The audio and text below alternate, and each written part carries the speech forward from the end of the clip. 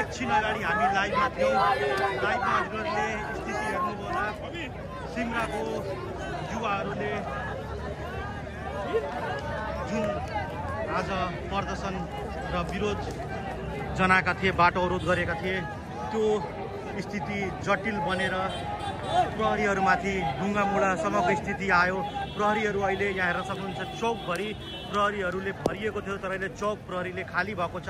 सबै प्रहरीहरूमाथि यहाँ ढुङ्गामुढा हेर्न सक्नुहुन्छ हजुरले, यहाँ हेर्न सक्नुहुन्छ ढुङ्गामुढा भएको थियो। ढुङ्गामुढाहरू प्रहरीहरूलाई धेरै चोटपटक लाग्यो। अहिले प्रहरीहरू उता हेर्न सक्नुहुन्छ टेलिकमनिर हुनुहुन्छ, टेलिकमनिर प्रहरीहरू हुनुहुन्छ।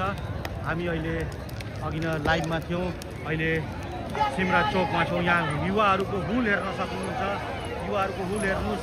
23 र 24 को जेनजी आन्दोलन सिमरामा फेरि देखा परेको छ। हजुरहरूले यहाँ प्रत्यक्ष हेर्न सक्नुहुन्छ। यहाँ हेर्नुहोस्